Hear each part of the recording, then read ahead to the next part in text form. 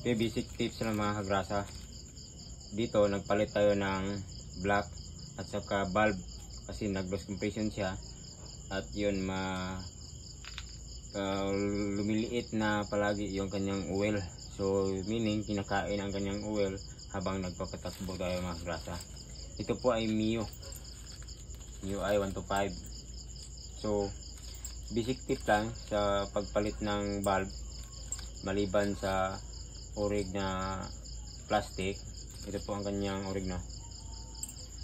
So basic tips lang. Nagpalit na po sila ng dito bulb. Kaso lang yung pinalit ay hindi po yan orig o yung aftermarket lang yung kanilang binili. So paano ba natin malaman na okay ba ang uri ng ginagamit na metal sa kanyang bulb? So ito po ang intake na bago at ito po ang exhaust na bago. So ito po ang kanyang luma. Yan. Ito po ang kanyang luma. So paano ba natin malaman kung okay ba siya na gamitin o hindi?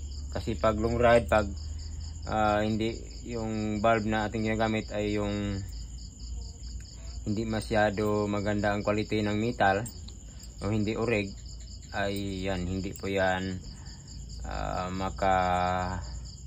hindi po yan masusustain o hindi po yan magtatagal. Maaaring mamatayan ka habang tumatakbo ka sa daan dahil yung metal ay hindi na kaya ang init ng ating combustion chamber.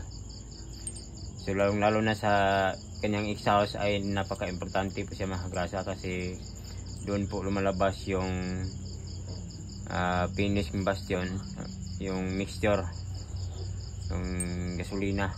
Doon siya lumalabas pag tapos siya masunog. So masyadong mainit po patungo sa exhaust. So ganito lang ang kung paano malaman kung okay ba ang bulb na ating binili o yung sabihin natin na local. So ito lang po ang kumuha lang tayo ng magnet. So tingnan mo itong kanyang luma. Okay, tingnan nyo. Ito po ang bago, no, ating binili. Ito po ang kanyang sidlanan, yung plastic. Yamaha packing po siya. So yung black naman ay Yamaha packing din, genuine. Yung genuine naman ng piston, lahat genuine ang bulb ang ating binili. So ganito po ang intindi o upang malaman natin ang ganyang bulb ay okay po. So ganito lang, kumuha ng magnet tapos idikit mo. Yan o. Normal lang sa intake bulb ay hindi yan siya kumakapit yan sa magnet. Yan. Okay, ito po ang kanyang orig noon ating binili.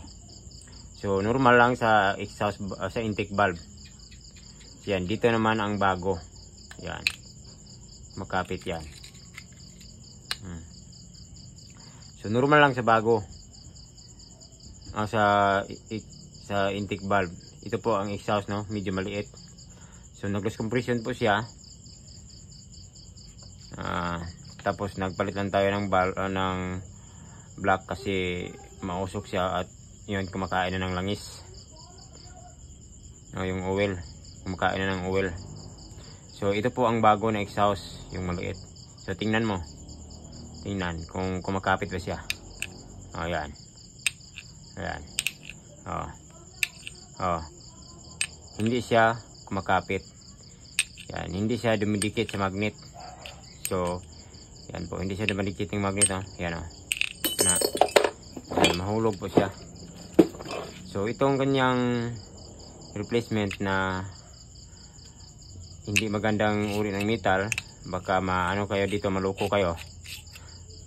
Yan, ito lang po ang kung paano natin malaman. Yan, kumakapit siya. Habang ito, yan, oh. So yan, tingnan nyo yung luma, oh, na hindi urig. So tingnan nyo, halos maputol siya dito. Yan, oh. Yan, sa init, hindi niya kinaya ang init.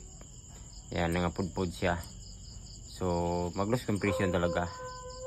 So bigla ka lang ihinto sa daan, bigla lang siyang mamatay habang nagpatakbo po kayo. Kasi yan oh, yan. Hindi na kayanin ang init ng combustion. So ito po ay good quality. Yan. Yan, hindi siya duplicating magnet. So yan, tingnan nyo yung luma oh, na hindi urig. So tingnan nyo, halos maputol siya dito. Yan oh. Yan. Sa init, hindi niya kinaya ang init. Yan, nangapudpud siya. So mag-loss compression talaga. So bigla ka lang ihinto sa daan, bigla lang siyang mamatay habang nagpatakbo po kayo. Kasi yan oh, yan. Hindi na kayanin ang init ng combustion. So ito po ay good quality. Yan. Yan, hindi siya duplicating magnet. Yan po. Yan. So yan na po mga grasa. Sana mayroon kang kukuha na kalaman dito. Thanks for watching. Grigsan po mga grasa.